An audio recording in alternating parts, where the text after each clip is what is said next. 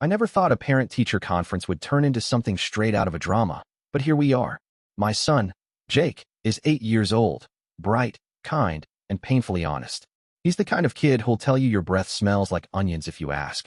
So, when he came home last week and said, "Mom, I told Mrs. Reynolds I love her daughter, and she got mad at me," my first reaction was confusion.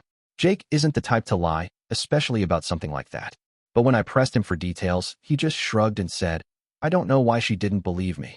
Fast forward to parents' night. The school gym was packed, decorated with construction paper stars and half-deflated balloons. I'd signed up to speak with Mrs. Reynolds, Jake's third-grade teacher, mostly to get clarity on what had happened. Mrs. Reynolds was in her late 30s, with sharp features and an even sharper tone. She greeted me with a tight smile. "Ah, you're Jake's mother. We need to talk about his imagination." I frowned. "What do you mean?" She sighed, like she was already exhausted by the conversation. "Jake told me he loves my daughter. I don't have a daughter. It's concerning that he'd make up such a story." I blinked. "That's not like him." "Are you sure?" "Very," she said flatly. "I think he might be seeking attention." Now, I'm usually calm, but something about her dismissiveness rubbed me the wrong way. "Jake doesn't lie, Mrs. Reynolds. If he said it, he meant it. Maybe there's been a misunderstanding."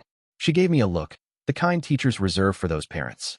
"With all due respect, children exaggerate." He probably heard the phrase somewhere and repeated it without understanding. I was about to argue when a little girl with wild curls and a gap-toothed grin ran up to us, tugging at Mrs. Reynolds' sleeve. "Mommy, can I have juice?" Mrs. Reynolds stiffened. The girl, maybe 5 or 6, beamed at me. "Hi, are you Jake's mom?" "He's my best friend." My heart stopped. Mrs. Reynolds' face went pale. "Sophie, go wait in the classroom." Sophie pouted but skipped off. Silence. I crossed my arms. "So, you don't have a daughter?" Mrs. Reynolds opened her mouth, then closed it. Oh, this was going to be interesting. Mrs. Reynolds looked like she'd seen a ghost. Her lips pressed into a thin line, and she glanced around as if hoping someone would interrupt us. I can explain," she finally said, her voice tight. I raised an eyebrow. "I'm listening." She let out a slow breath. "Sophie is my stepdaughter.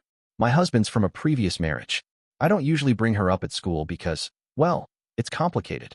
"Complicated enough to call my son a liar?" I asked, my tone sharper than I intended. She flinched. "I didn't think. I mean, Jake never mentioned Sophie by name. I assumed he was just saying things to get a reaction." "Jake doesn't do that," I said firmly. "And now that we've established Sophie does exist, care to explain why he'd say he loves her?" Mrs. Reynolds hesitated, then sighed. "They met at the school's family picnic last month. I didn't realize they'd kept in touch." Kept in touch. Now it was my turn to be confused. "How?" Before she could answer, Sophie came bounding back, holding a juice box. "Mommy, Jake said he loves me because I share my snacks with him at recess." Oh. A slow smile spread across my face as I finally understood. Jake wasn't declaring some dramatic, soap opera love. He was just being an 8-year-old who really appreciated the kid who gave him extra goldfish crackers.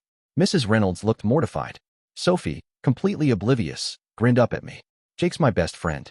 He said I'm nicer than his actual sister." I bit back a laugh. "That's sweet, Sophie." Mrs. Reynolds pinched the bridge of her nose.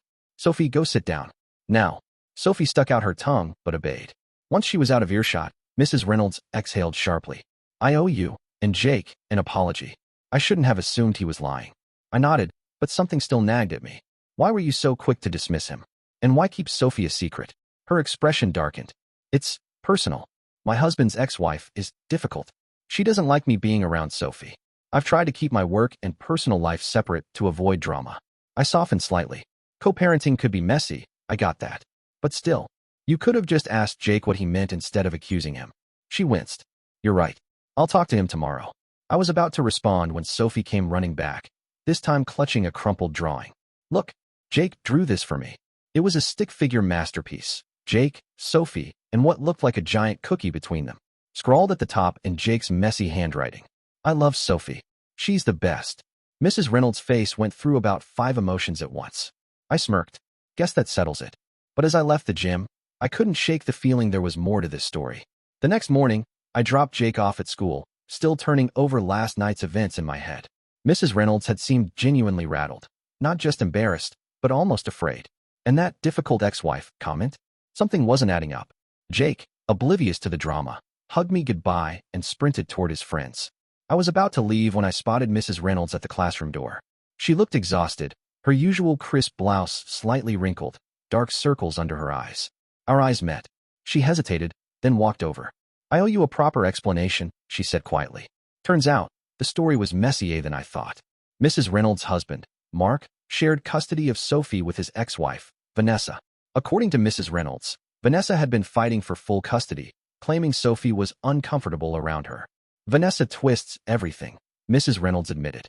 If she found out Sophie was bonding with another kid at school, especially my student, she'd use it against me. Say I was blurring boundaries or something. I frowned. But Jake and Sophie are just friends. Vanessa wouldn't see it that way. She rubbed her temples. Last year, Sophie mentioned liking a teacher's aide, and Vanessa accused her of replacing her. It turned into a whole thing with the school. Yikes. I finally understood why Mrs. Reynolds had panicked. She wasn't just being harsh, she was trying to protect herself. But then I remembered Sophie's bright smile, Jake's drawing. None of this was fair to them. Have you talked to the school? I asked. She shook her head. I didn't want to drag them into it. I sighed. Look, I get why you're worried. But shutting Sophie out at school isn't the answer. And calling Jake a liar sure wasn't either. Mrs. Reynolds looked down. You're right. I'll apologize to him today. Later that afternoon, Jake bounded into the car, grinning.